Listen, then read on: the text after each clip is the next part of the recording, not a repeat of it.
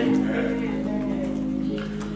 There is a word from God coming from the book of Genesis, chapter 37, verses 19 through 24. That's Genesis chapter 37, verse 19 through 24. And after we read that, we're going to fast forward to Genesis 45. Genesis chapter 37, verses 19 through 24. And we ask that those that are physically able, that you will please stand in reverence to the Word of God.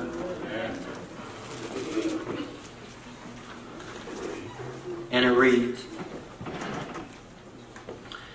They said to one another, Here comes this dreamer.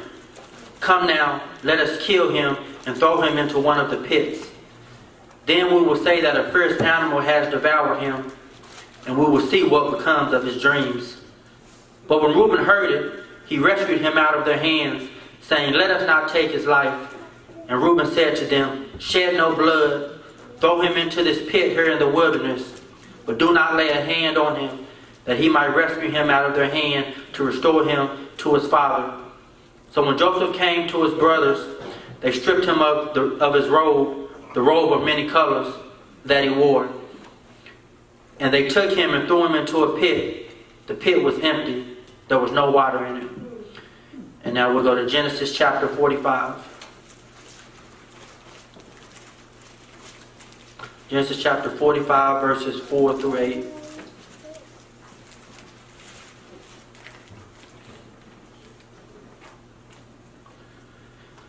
And it reads, So Joseph said to his brothers, Come near to me, please. And they came near. And he said, I am your brother, Joseph, whom you sold into Egypt. And now do not be distressed or angry with yourselves, because you sold me here. For God sent me before you to preserve life. And we'll actually just stop at verse 5. Amen. You may be seated in the presence of the Lord.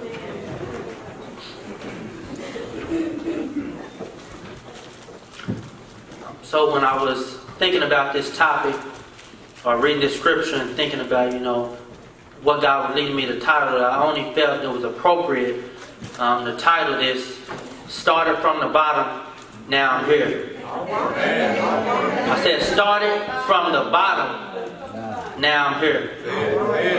Now, if you're illiterate to hip-hop culture, that may not resonate with you.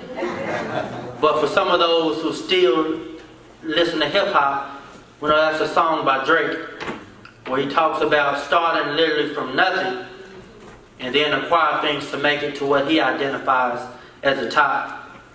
And when you compare that song and the story of Joseph, there are many points that, correlate between the two. There are lots of differences, but there are a lot of things that correlate. Especially, when we look at today's society, everyone has the idea that get rich or die trying. Right. It's all about money, money, money. Our music tells us, if you got the money, if you got the cars, you got the clothes, you got the women, then you've made it to the top. But you got to be self-made. Don't get no help. You don't need God. You don't need friends. Do it all on your own. But anything great that's ever achieved was never achieved by one person. Amen.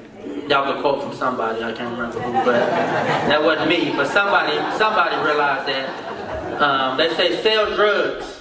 Fake it till you make it. If that's what you got to do to make it to the top, if you got to lie, if you got to cheat, do whatever needs to be done in order to make it. You got to rob, you got to steal, you got to kill, do whatever necessary. Even if you look at the sports world and look at athletes, they take these performance-enhancing drugs, believing that they'll reach the top. Even though it's illegal per their sport to do it, they still do it thinking that that's going to get them to the top. But as we see, things that are done in the dark, they eventually come to light. Even if it's weeks later, even if it's months later, they'll come to light. And I sometimes wonder, why do people do these things? And after thinking about it, I came to the conclusion, greed, selfishness, and the love of money. Demonic spirits, all these things makes us think that we got to have these things. And technology is very helpful, but I think it's kind of hindering us too, because we think that everything has to be fast, fast, fast, whatever we get. A lot of us can start our cars up from in the sanctuary right now. We want to wait to get out there. Sometimes we get online degrees, which some of this stuff is good, but we got to remember that the process of being a Christian doesn't always mean you get where you want when you want to. Jesus even said, "Not my will, but your will be done." Now, when we're on Sunday, that's easy to say. But when God takes you through some ups and some downs, it gets a little bit harder. This what you really want, God? And sometimes God will take us to the top and bring us right back down to the bottom. You look at stuff, we can book reservations online, turn your lights off from your phone. Turn your house lights off from your phone. Technology is just advancing. It's making us think that everything we do has to be immediately. Now, we can't ignore the facts that we live in this type of society, but we can live in it the God ordained way. And I'm here today because God sent His dread-headed messenger to let you know that you can prosper. You can have nice things, but you have to do it His way, not your way. And if we look at this story, we can see how God used Joseph to literally take him from the bottom to the top. And that brought us to the scriptures in Genesis. Now, when we look at this Old Testament narrative, we look at the first part of the passage. Joseph's brothers are wanting to kill him. It said Joseph's brothers, blood brothers, are wanting to kill him. Not hurt him, not take his lunch money. They wanting to kill him. So they get together. They say, we're going to go ahead and kill Joseph. Now, I got to give you the background so you can get the breakdown and really understand the context of what's going on. So, Joseph is one of the younger brothers. He's not the oldest. And during biblical times, the oldest brother would inherit the stuff the father had. And that'll make sense here in just a moment. So, Joseph, he's only 17 years old. And he was favored because he was born to his father and mother at an old age. So when you're born at an old age, normally people wouldn't be able to have babies. So if you had a baby, that was a sign during that time that, okay, God is really blessing them. And not only was he born at his parents at an old age, but he also had a richly ornamented garment, which we refer to as the coat of many colors.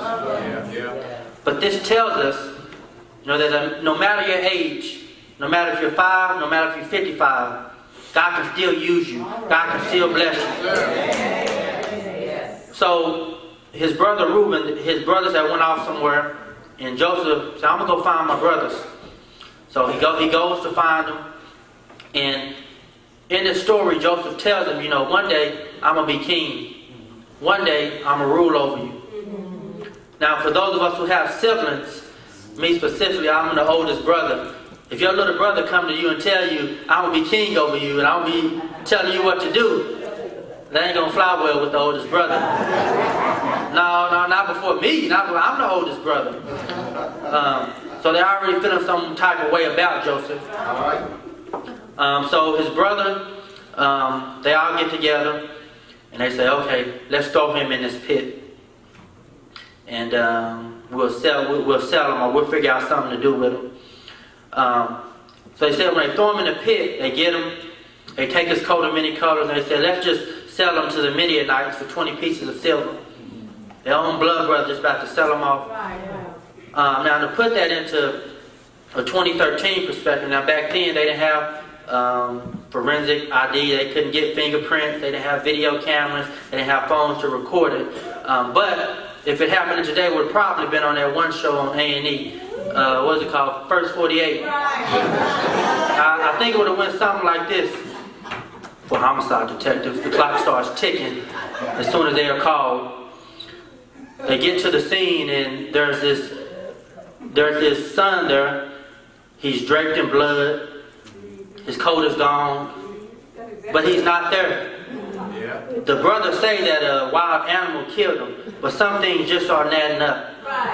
The detective's chances of solving the murder are cut in half. They don't get a lead within the first 48. But unfortunately, they didn't have that, so they didn't have those things. But this is what's going on. He's in a pit. They sell him off. They get his coat. They dip it in a dead animal's blood, and then they say, okay, he got killed by a wild animal. So this brings me to my point number 1. We must maintain. We must maintain when we're in the pits of life. Now Joseph is in a pit with no water. If you read the text, no water or nothing in the pit. A lot of times we get into life, we get into the lowest. He's literally down in the ground in the pit.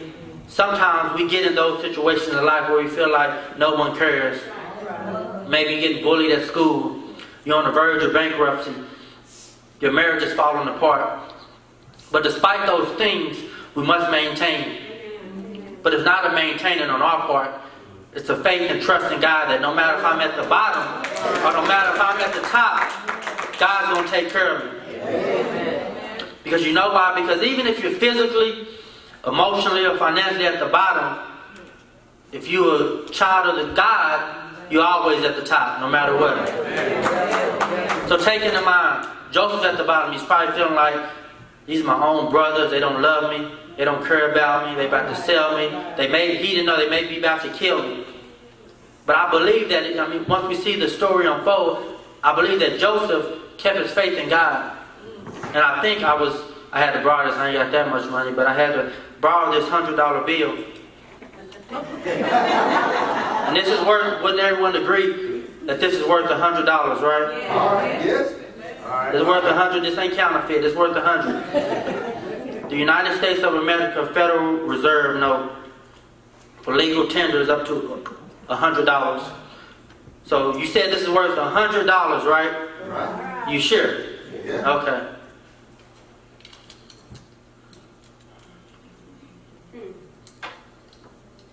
How much is it worth now? $100.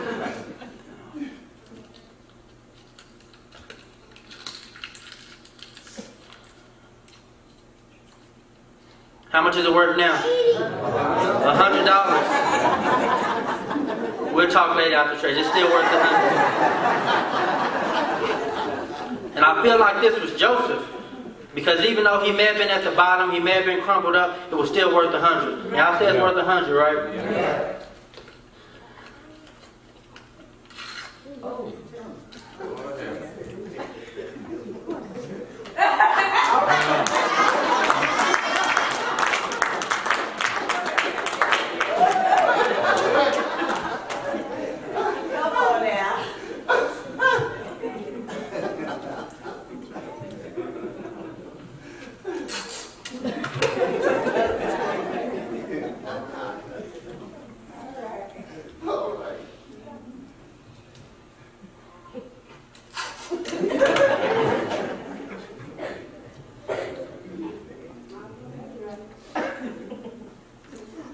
How much is it worth now?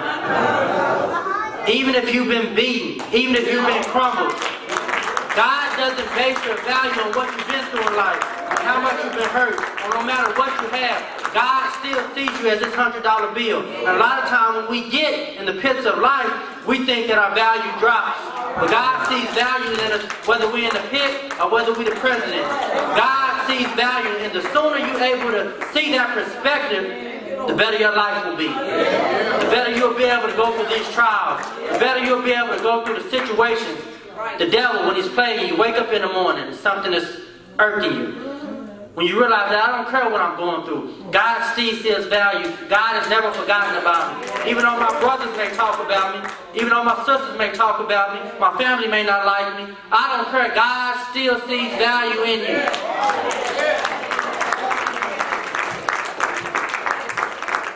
We never lose our value with God. So we go ahead and fast forward. So they played the scene, said he got killed by a wild animal. We fast forward the text and we get to the point where Joseph is bought by Potiphar, who was one of Pharaoh's officials. Now take in mind, Joseph being sold to his brothers, a lot of ratchet stuff is going on. His brothers are sleeping with their brothers' wives.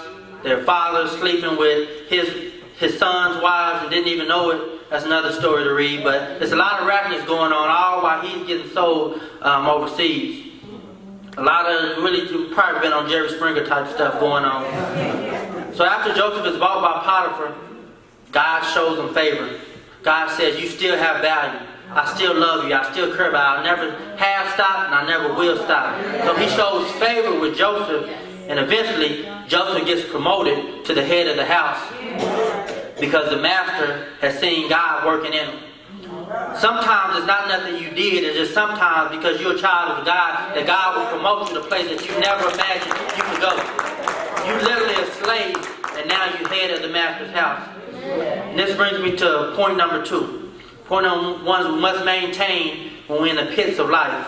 But number 2, when God prospers you, temptations and trials will come. That's right. I said temptations and trials will come once you're promoted.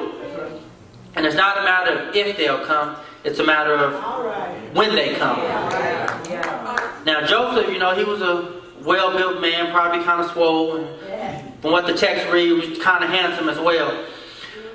So Potiphar's wife gets Joseph to come to her room. Which is sign number 1 is a married woman trying to get you to come to a room. That's probably not a good situation. But anyway, they get there, and she was a little thirsty. For those who aren't, you know, literate to the hip-hop culture, she probably turned on some Trey songs, Pandora, and, you know, kind of set the mood. Let me make it, you know, send them some Snapchats before. Let me make it, you know, maybe turn on some Luther Vandross. Not skinny Luther, fat Luther. Turn on some Luther Vandross and trying to set the mood for him. So they set the mood, and she dimmed the lights, and, you know, trying to throw it at Joseph. And Joseph flees because he was faithful to God. Even though God had promoted him, even though he was head of Potiphar's house, he said, I'm still going to be faithful to God because I haven't forgot that I started from the bottom. And I was in the pit. And God brought me out of the pit. And surely enough, I should be faithful enough and believe in God that I got to be respectful of God and what He's asked me to do. So Joseph flees the temptation and runs away. But he left his jacket in a room. So Potiphar's wife thinking, okay, I really got him now. So Potiphar's wife lies to Potiphar and tells him, you know, Joseph came in here trying to get at me. And this is proof. Look, he left his jacket in here. So Potiphar ends up throwing Joseph in prison. I said Potiphar threw Joseph in prison. Joseph didn't do nothing wrong. So if he threw Joseph in prison, that means that, you know, everyone in prison ain't a bad person. The truth be told, some of us probably should be in prison for the stuff we did. We just ain't got caught. So don't let your circumstance dictate who you are, even if we have messed up, even if you had did wrong. So anyway, God allows it to happen. He could have stopped it, but God allowed him to be thrown back in prison. So being in the pits to the head of the house, and now you're right back in prison. Right back at the bottom, just when you was at the top. And if we read in the verse, chapter 39, verse 20 and 21, it states, and he was there in prison, but the Lord was with Joseph, and showed him mercy, and gave him favor in the sight of the keeper. Now, I don't know if we have any English majors in here, but I think y'all mixed it, so let me read it again. And he was there in prison, but the Lord was with Joseph. Now, I was never, you know, that good at English, but I did pay attention to conjunctions. And the primary function of a conjunction is to connect one thing to another. You may have been thrown in prison, but the Lord. Your parents may have been getting divorced, but the Lord. We as Christians have situations in life, but we fail to insert that but. If we say that sometimes when we in legal situations, but the Lord. When your student loans are delinquent, but the Lord. When that car gas light comes on, but the Lord. When you don't have a job, but the Lord. When your bills are past due, but the Lord. When you contemplate suicide, but the Lord. When you were having baby mama, baby daddy drama, but the Lord. God is always by our side. And the sooner you're able to insert that but, you'll be able to make it through those bottom level experiences. So to the pit, to the house, to prison. And then Joseph, God showed him favor again. he gets moved up over all the prisoners. And eventually, he moves back up. He moves up to the head of Pharaoh's house. And this brings me to my third point. We must remain humble when we make it to the top. We must remain humble when we make it to the top. And sometimes God has to take us through those bottom experiences to remind us that at any moment you could be back at the bottom. So be humble, be grateful. Somebody say before, humble yourself or God will. So you may ask, well, I'm a humble person, but I'm still at the bottom. Well, I thought, well, if God gave everybody in the church $1 million, we'd probably lose some members. Some of y'all be on jets. Some of y'all be on your private yacht. So sometimes God is preparing us through those bottom down experiences to prepare us when we make it to the top, to make sure that we can handle. Because some of us may not have been able to handle that situation with Potiphar's wife lying on us or luring her to the room. We may not be able to handle these temptations, so God is preparing you so that you're ready when God elevates you. Too many people get a big head, but Joseph shows us how God wants us to act. So Joseph headed the prisoners. He gets moved up for interpreting some dreams to head of Pharaoh's house. If we fast forward to chapter 45, Joseph meets back up with his brothers. And they are at the mercy of his feet. Instead of Joseph saying, look at me now. Y'all the same ones who sold me. I went through all this stuff. And this is estimated around 20 years time span or more from when they sold him to now. Now imagine if you did 20 years for something your brothers did. Wow. If you did 10 years for something your family did to you, and you went through all this stuff, some of us probably wouldn't know how to act. That's right. That's right. Well, I want them killed. I want them to, what they did to me, I got to do to them. But God doesn't tell us to treat people based on how they treat us. That's not any Christian morals. So instead of that, Joseph forgives them. And in the end, they all end up coming together. And I think that's a sign of, a lot of times people ask, how do you know if you've truly forgiven someone? Well, this text shows us a sign that you've truly forgiven someone is when you don't hold anything back from them. Joseph was over everything. Agriculture, he called the shots. So Joseph could have did anything he wanted to them. But he still took care of them. And that's a sign that you've truly forgiven someone. When you don't hold anything back from them. When you don't treat them any different. Even though you may think they deserve it, that's not a sign of true forgiveness. And even though the devil may hurt you, God has the last say so. God can do above and beyond anything we can think or imagine. You see, a lot of times we think our spiritual journey goes like this. But a lot of times, it's like this. Yes. Oh, yeah. And the sooner you realize that, the easier you'll be able to walk through this Christian life. That's why people who are new Christians or new believers, we kind of sometimes make them think that, okay, it's smooth sailing. Right. But that's not how it goes. Right. Being a Christian just means that when you're going through these deep times, God will never leave you. God will never forsake you. And as we see in this story, God can take you from places you were at and take you to places you could never imagine. God can take you from bankruptcy to financial stability. God can take you from a single home to a happy home. God can take you from a debit card to a black card. God can take you from a hoopty to a Benz S-Class. God can take you from renting to owning. God can take you from a V6 to a V12. And that's a lot of power. God can take you from a GED to a PhD. But hold on. I don't want to give you the wrong impression. These are just materialistic things. And that when you make it to heaven, you won't have those things. And they won't have any saying on if you make it or not. But these are things that God is willing and able to do as long as you're in His will. As long as you're faithful through all those good times and bad times. So don't leave here saying, Reverend Toles said, I'm going to be a millionaire, I'm going to get a new house, I'm about to find my... That's not what I'm saying. But I am saying that if you're faithful, God will give you the desires of your heart. And as the title says, started from the bottom, now I'm here. Now when I say now I'm here, if you listen to Drake's lyrics, you probably think money, cars, clothes, being in the right groups, titles. But it's a little bit deeper than that. Yeah. It's that now I'm here is a spiritual state of mind. That we have faith in God no matter what we go through. And that spiritual state of mind is what I call here. Now let me break it down. When Judgment Day comes and God elevates us, we want to hear Him say those words, "Well done, thy good and faithful servant." And then we'll be able to enter the pearly gates.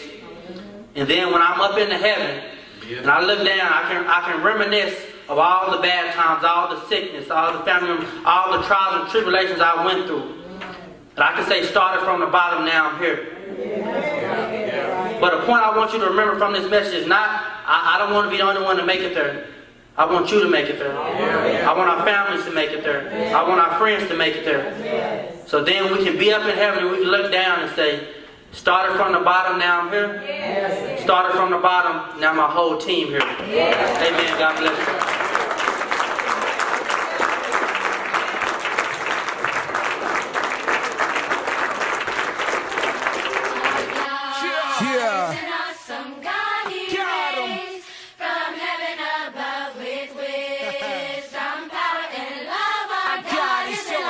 My God is awesome. Let's go. Hey. Yeah. I like that. I always wanted to flip this journey. Let's go. Yeah. Hey. All power, he contains it. The man on his own, the band of the throne of approach across stainless.